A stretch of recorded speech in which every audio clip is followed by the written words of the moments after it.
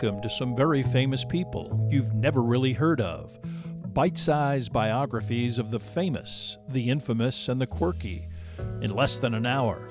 My name is Philip D. Gibbons, and there is more information about me, this podcast, and a bibliography at someveryfamouspeople.com. There are also photographs of many of the individuals and items mentioned in this podcast. At the conclusion of Part 1 of this presentation, there will be additional suggestions concerning further information about today's subject, William Bradford and the Voyage of the Mayflower.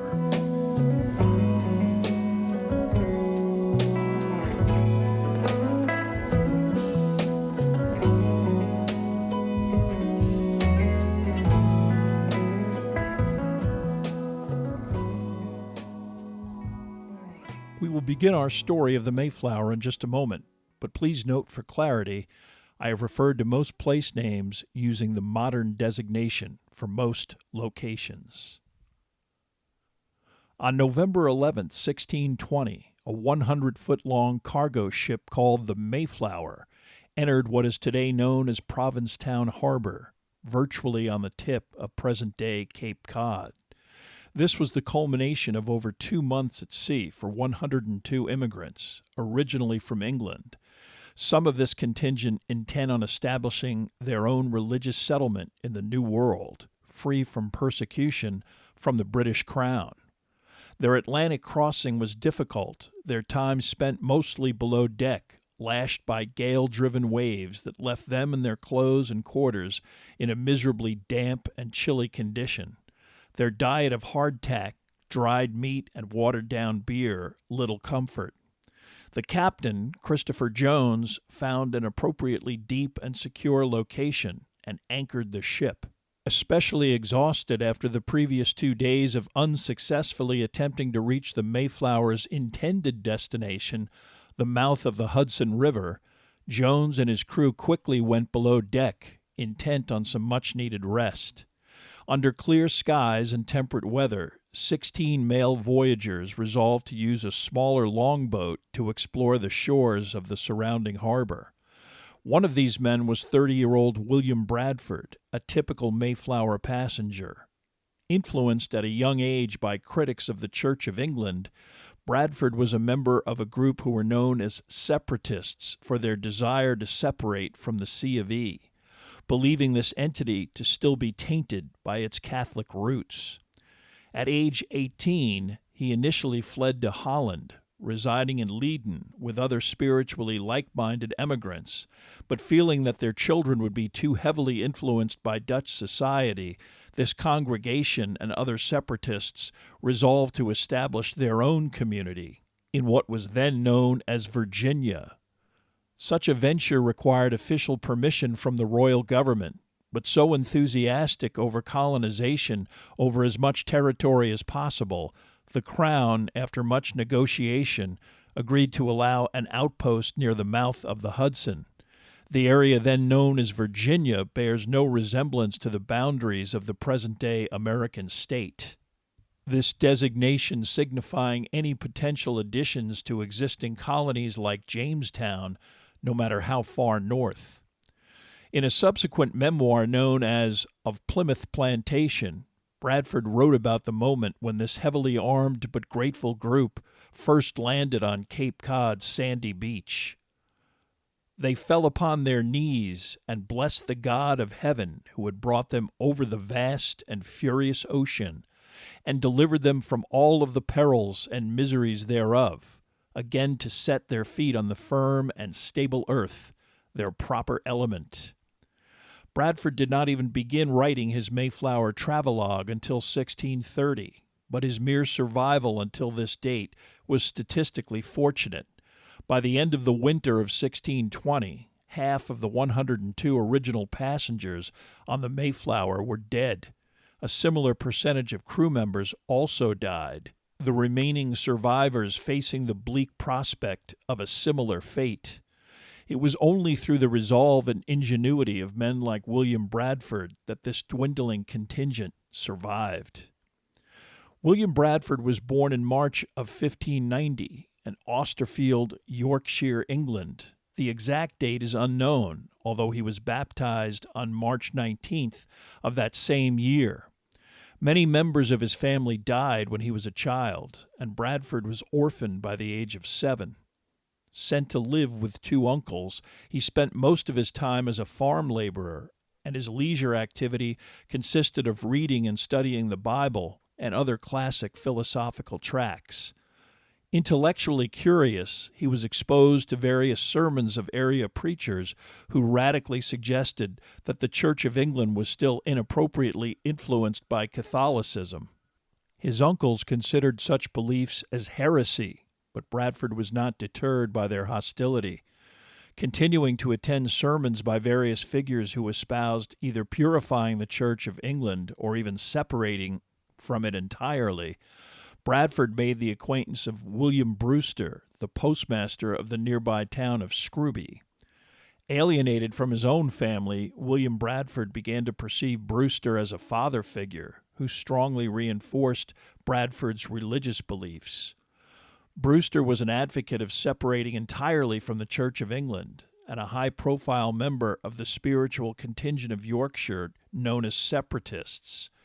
Such an outlook was perceived with great hostility by both the British monarchy and the hierarchy of the Church of England, both entities powerfully intertwined. Although he implemented some ceremonial reforms of Catholic religious rituals upon assuming the throne in 1603, James I considered the demands of the Puritan and Separatist movements as an affront to his authority and vowed sanctions against individuals who espoused such beliefs. The Anglican Church routinely identified and harassed any congregations that embraced such anti-authoritarian concepts, frequently fining or even imprisoning those that were involved in such activities. This persecution was so emphatic that the Scrooby faction of separatists took to meeting in secret at Brewster's home. Eventually, this congregation was discovered, its members, including William Bradford, prosecuted and fined, the result of belief among these religious dissidents that only emigration to a more tolerant environment was their only option. Even such emigration, under the oppressive controls of the state, was illegal. It took 3 attempts before members of the Scrooby congregation were able to escape from England. Many of its members were caught during the first 2 attempts and imprisoned briefly, including Bradford, who successfully made it to Amsterdam in August of 1608. 18, with no relatives in Holland, Bradford domiciled with the family of William Brewster. Residency in Amsterdam was brief, the city expensive, not particularly tolerant of immigrants, and professional prospects minimal. Within 9 months, many of the English separatists made their way to the smaller and more hospitable town of Leiden, Holland. Personally, William Bradford's life took a turn for the better when, upon attaining the age of 21, he was able to collect a modest family inheritance. He then purchased his own home, set up a cotton-weaving business enterprise, and achieved enough relative prosperity to marry another Englishwoman, Dorothy May, in 1613. But, like many other separatists in Holland, in 1617, with the birth of their first child, a son named John, the Bradfords began to consider the possibility of leaving Europe entirely and settling across the Atlantic. Other like-minded former members of the Scrooby congregation began to liquidate their assets and actively plan for this migration. However, obtaining both official governmental permission and the transportation necessary to implement such an ambitious operation was a difficult and involved undertaking. This process was complicated by the fact that William Brewster had seen fit to print and distribute in England and Scotland inflammatory pamphlets critical of the Anglican Church. Brewster, one of the few separatists with actual governmental and diplomatic experience, might have been crucial to such negotiations, but his incendiary texts forced him into hiding to avoid arrest and deportation to an English government actively seeking his return and prosecution. 2 other separatist congregants, Robert Cushman and John Carver, were designated to enable the group's migration. Even in the 17th century, investment interest in the New World was rampant, and a merchant and financier by the name of Thomas Weston began discussing logistics for a ship, a crew, appropriate equipment, and provisions with Cushman and Carver. On their own, the Separatists had already purchased a ship designated for passengers called the Speedwell. Initially, the Speedwell was to sail from Holland, meet up with whatever second ship Weston provided at the English port of Southampton, and together the entire group, with 2 ships, would head west. The initial deal with Weston called for the emigrants to work part-time on behalf of him and his investors in such pastimes as fur trapping and fishing. Roughly half of these proceeds would eventually pay back all expenses. After 7 years, the proceeds would be divided, and the settlers could keep whatever homes and properties they resided in, free and clear.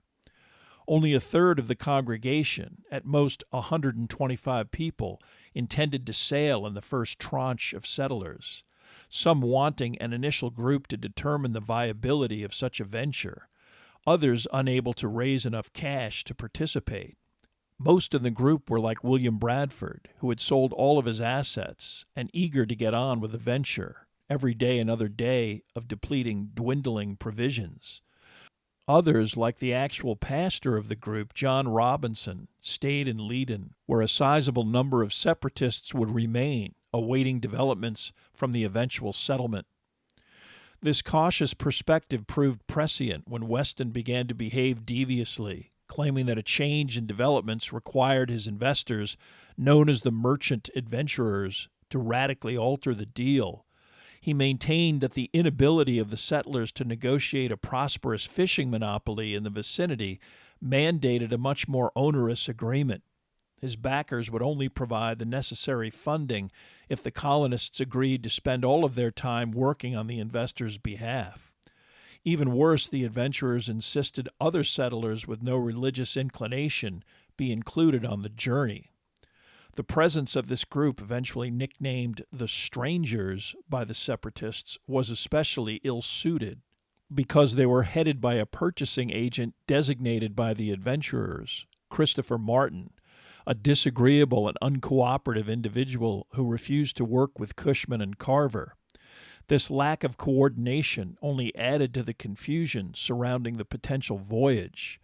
Nevertheless, those Separatists intent on the journey, including Bradford and his wife, headed to the Dutch port town of Delfshaven and a berth on the Speedwell. At the end of July 1620, an emotional farewell took place from Holland, especially for the Bradfords, who were leaving their 3-year-old son behind with relatives, understanding how potentially perilous their journey might be. Upon arriving in Southampton, the travelers were heartened by the news that a ship called the Mayflower had been procured by Weston. This ship was much larger than the Speedwell, at over 100 feet long. The captain, Christopher Jones, an individual that the group eventually greatly respected. The ship was not in particularly good shape. Space on board was cramped, and at 25 feet wide and 180 tons, it was actually smaller than most ships that made the transatlantic voyage. Additional delays occurred when various accrued debts had to be paid off by the emigrants, the adventurers refusing to pay off harbor master fees and other miscellaneous bills. This required the sale of provisions and hardware until the requisite amount was raised and paid off. Finally, on August 5th, the Speedwell and the Mayflower left Southampton, all of those aboard hopeful that the worst of their challenges were behind them. Unfortunately, this optimism was quickly contradicted when the Speedwell began to leak and take on water to the extent that both ships were forced to return to Plymouth, England.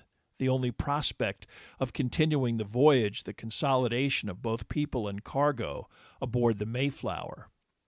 Some separatists like Cushman decided to remain behind and return to Leiden. Unfortunately, the unpleasant Christopher Martin chose to sail. On September 6, 1620, the Mayflower, on its own, left Plymouth and headed west.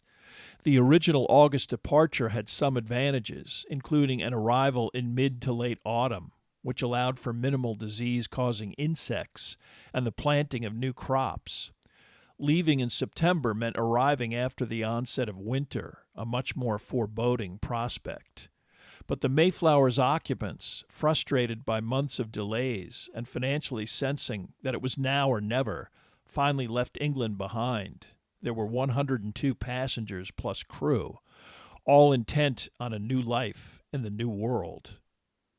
The passengers were situated on the deck immediately located underneath the open air of the main deck. While they could hear waves and smell seawater, they were unable to view the horizon or the surface of the sea around them. Tossed practically on top of each other in makeshift compartments created by cloth curtains, the separatist contingent strived to get along with each other, realizing that the stress of the voyage would only be increased by personality conflicts. Benign weather for the first part of the trip made such cooperation easier, although some crew members, and especially Christopher Martin, remained abrasive and unreasonable.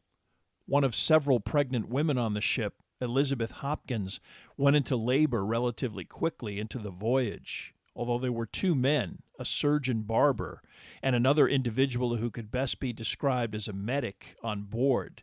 It was the community of female passengers, by necessity experienced in the process of childbirth, that collectively helped to deliver a perfectly healthy baby boy. Parents Stephen and Elizabeth gratefully named him Oceanus. The initial stretch of temperate weather and calm seas suddenly changed approximately halfway across the Atlantic. High winds and large waves now battered the ship from all angles. This stress eventually cracked one of the main beams below deck, damage that again prompted discussion as to whether a return to England was appropriate.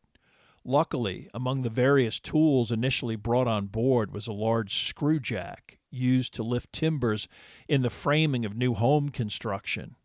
It was implemented to stabilize the beam and hold it in place, an improvisation that allowed the voyage to continue.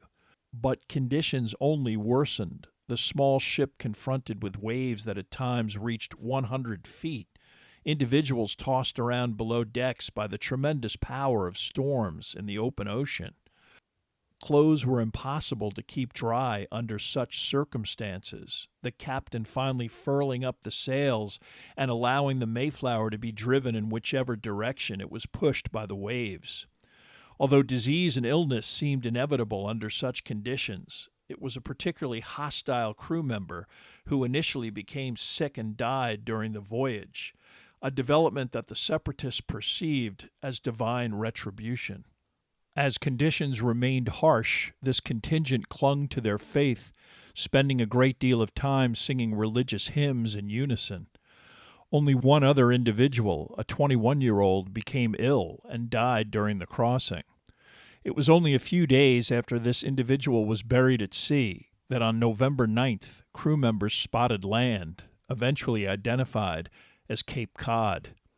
Although the two ships' pilots on board previously traveled near both Virginia and New England and could have guided the Mayflower to its original destination, the mouth of the Hudson River near present-day New York City, Captain Jones eventually decided otherwise.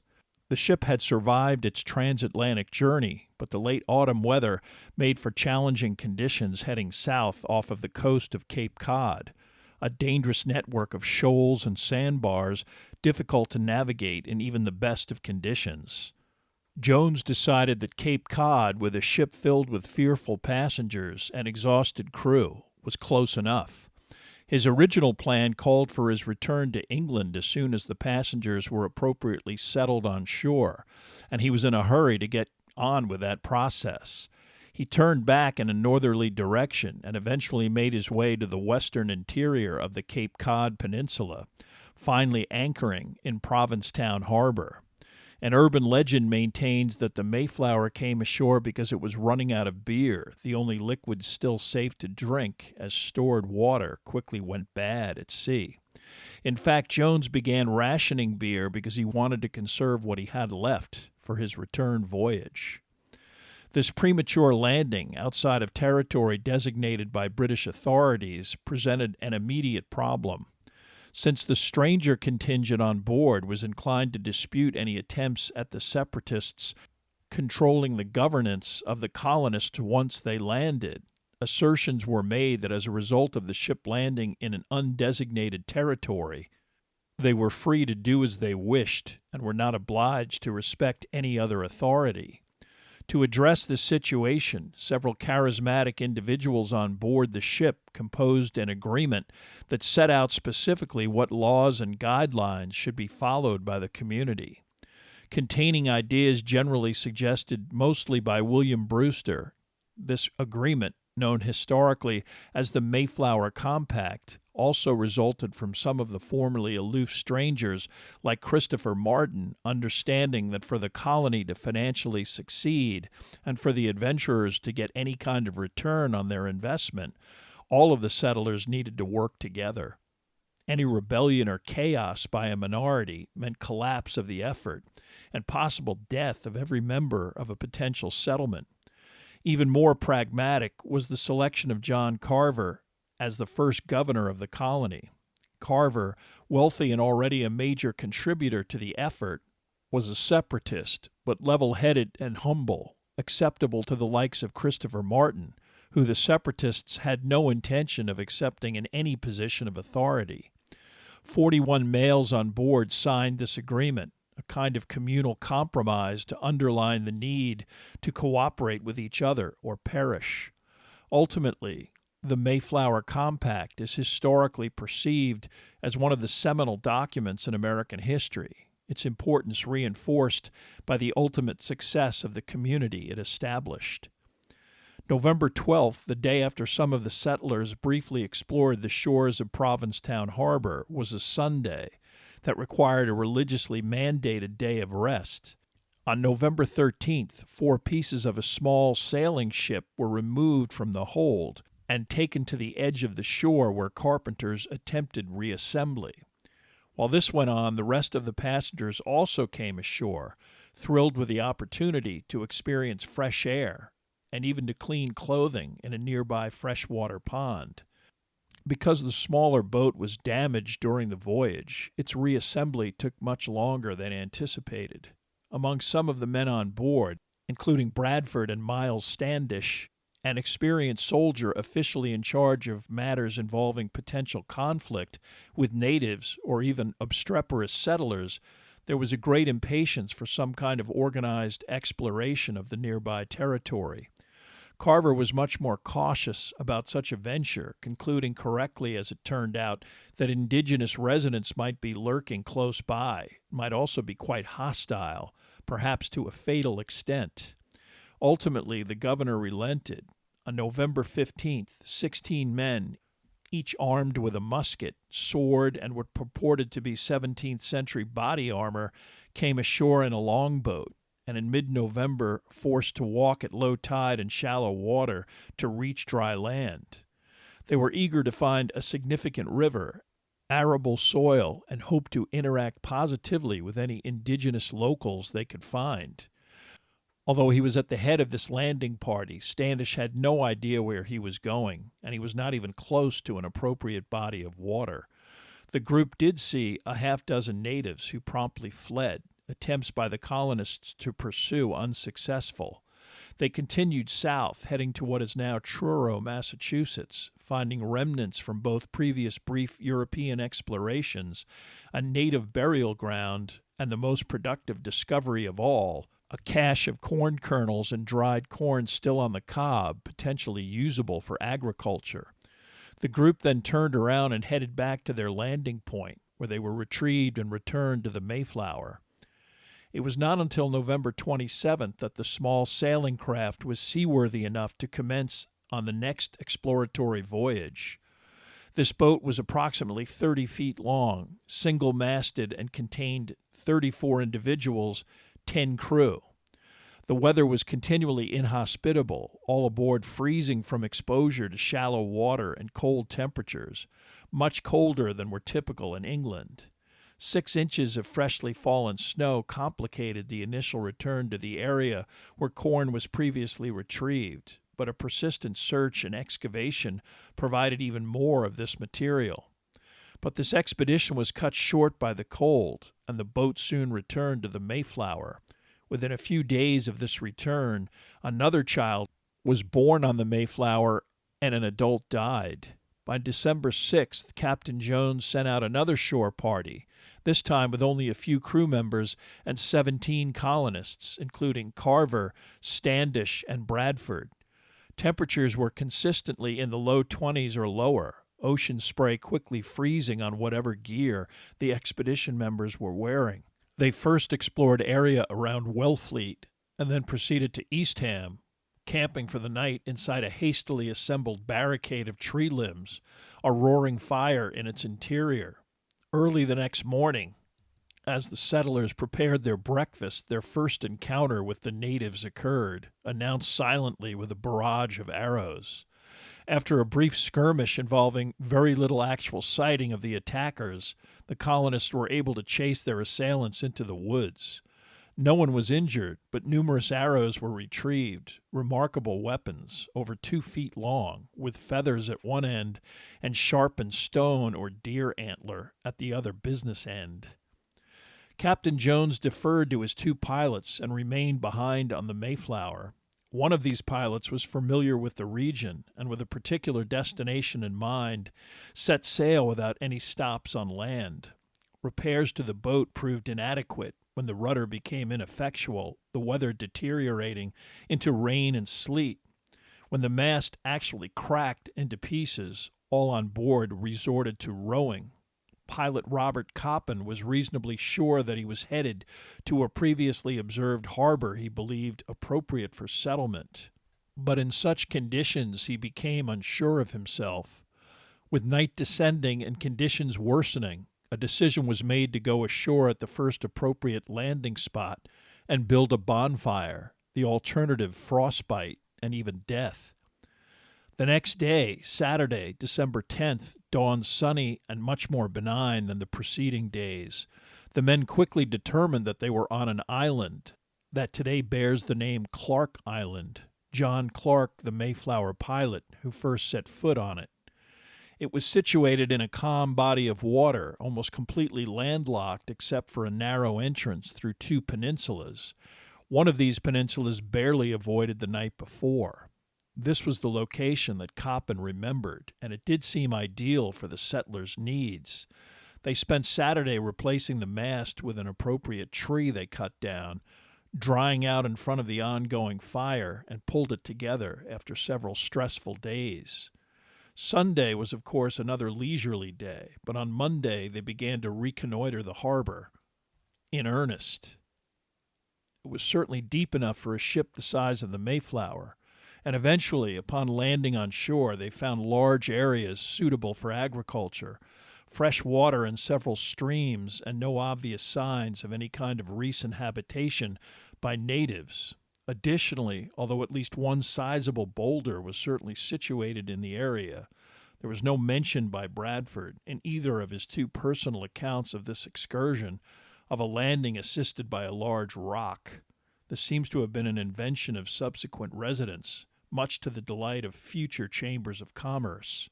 Today, an elaborate arched temple-like edifice encloses a rather unimpressive large rock embossed with the date of 1620, the alleged landing spot of America's pilgrims. Having found an appropriate settlement site, the small vessel rapidly returned to the Mayflower. Arriving late in the afternoon of December 12th, the optimism of Bradford and the other adventurers was quickly stilled by the grim news that Dorothy May Bradford was dead, having accidentally fallen overboard and drowned. Historical speculation eventually toyed with the idea that Dorothy's death was intentional suicide. She was offshore, away from her son, in a clearly forbidding climate, facing an uncertain future. On the day of her husband's 3rd departure in a short period, another child, 7-year-old Jasper Moore, passed away. The confluence of these powerful events could have overwhelmed anyone in the best of circumstances, which these clearly were not.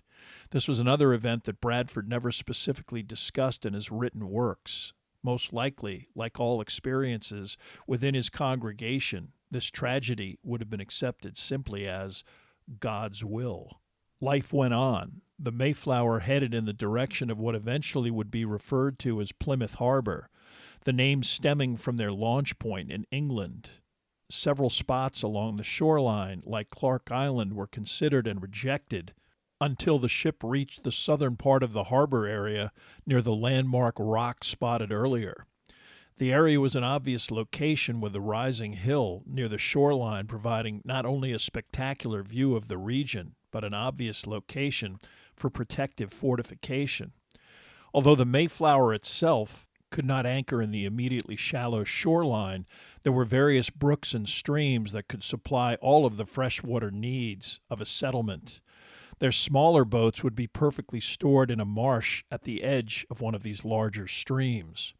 Although fortuitous, there was something strange about the land in this immediate location, appearing to have been cleared by human hands, but with not a soul anywhere in the vicinity. It wasn't long before the settlers determined why this was the case. Bradford later wrote of finding a multitude of human bones and remains scattered above ground, clearly a massive epidemic, having rapidly wiped out the significant village on the shores of what was a thriving indigenous settlement. Although the Pilgrims did not know it, this had only occurred a few years earlier. As early as 1605, crude maps drawn up by other explorers depicted a significant native community at what was now Plymouth. This may have been the cause of the local hostility to any interaction with the newly landed party, a justifiable fear of exposure to whatever killed their former neighbors. Having located a suitable spot, the emigrants attempted to plan and build their new colony. The highest priority was construction of suitable fortifications and homes to provide shelter from the relentlessly cold weather. But storms and the exhaustion and illness of many of the settlers greatly hindered this plan. With the Mayflower anchored at a considerable distance offshore and only approximately 20 healthy souls even capable of the hard work necessary, it took 2 weeks to build the first structure, a 20-square-foot thatched hut of logs and branches stuck together with clay in a fashion similar to homes built in England. This crude success was juxtaposed with the dire circumstances evident among those languishing on the Mayflower, the death toll now averaging 1 person a day. The dead were quickly buried without any formal acknowledgement or markers. The main focus was on building as many dwellings as quickly as possible. While it was always Captain Jones' intent to return to England whenever this was expedient, with much of the contingent on board ill and the only real shelter during the continuous stormy weather, he realized that this plan in the short term was unrealistic. Within months, various ailments killed at least half of the immigrants and a significant number of crew members. Although some of the strongest personalities, like Christopher Martin, perished and William Bradford fell seriously ill, men like Miles Standish and William Brewster remained unscathed, providing some degree of stability and encouragement. But as the death toll increased, another concern preoccupied the settlement. Natives who were aware of their presence were occasionally spotted surreptitiously observing their behavior and again made absolutely no sign of any willing interaction, and might merely be assessing the increasing collective weakness of the colony, if only to eventually attack in massive numbers and wipe them all out. With that in mind, in mid-February, the remaining work detail performed the remarkable feat of installing several large artillery pieces in a fortified structure, these cannon weighing half a ton, dragged from the Mayflower. Although 19 homes were originally planned for the settlement, death and lack of manpower now limited that to 9 such structures. By March 1st, the winter weather receded and warmer weather signaled the onset of spring. On March 16th, the inevitable occurred, although the incident did not unfold as the settlers previously feared. As described in a pamphlet entitled Mort's Relation, a description of the first year of Plymouth Colony, co-written by William Bradford and another settler named Edward Winslow, with work suspended for a regularly scheduled meeting about specific plans for the defense of the settlement, the meeting participants became aware of a native looking down at their group from a nearby hill. This had happened previously, but whenever an inhabitant gestured or even attempted to make contact with these previous visitors, the natives fled. This time, however, the lone native began to purposefully walk directly towards the settlement. Without hesitation, he walked past the crude lane of houses and seemed headed directly towards the shelter that protected the colony's women and children during such an emergency. Without overt hostility, some of the armed settlers got in his way and made it clear he could not enter the shelter. Instead of bristling or running away, this remarkably tall, long-haired individual, dressed only in an animal skin loincloth, stood to his full height, saluted, and probably understanding the effect he would elicit cheerfully, spoke the words, "Hello, English." After they probably picked themselves up off of the ground, the men excitedly offered their guest not food because of its current scarcity, but alcohol in the form of what is known as aquavit. The urban legend is that instead their guest requested beer, knowledge of such a drink startling in and of itself. As the man introduced himself and an occasionally indecipherable language began to explain both his background and details concerning their current location, they felt obliged to provide him with cheese, biscuits, a very small piece of roasted duck, butter, and custard. His name was Samoset. He was not from the region, but actually originally from what the colonists recognized as Maine. His first interaction with English fishermen in Maine enabled his quasi-understanding of the language. Samoset went on to explain that the area they called Plymouth was a previous native village known as Patuxet. It had been completely ravaged by plague, the result the myriad bones and remains clearly evident to the settlers. Samoset identified the area as under the control of Massasoit, the sachem or leader of a tribe known as the Pokanokets, and today as the Wampanoags. Massasoit resided in the nearby Narragansett Bay area of Rhode Island. As his listeners hung on every word, Samoset also explained that another tribe, the Nausets, controlled the area of Cape Cod in the vicinity of the corn cache first discovered near Provincetown. They were especially hostile to Western Europeans after an encounter with an English captain named Thomas Hunt, who previously briefly came ashore on Cape Cod and captured at least 20 Nausets and sold them into slavery. Most importantly, Samoset indicated that he would send an additional small group of natives, accompanied by another individual who spoke better English than he did.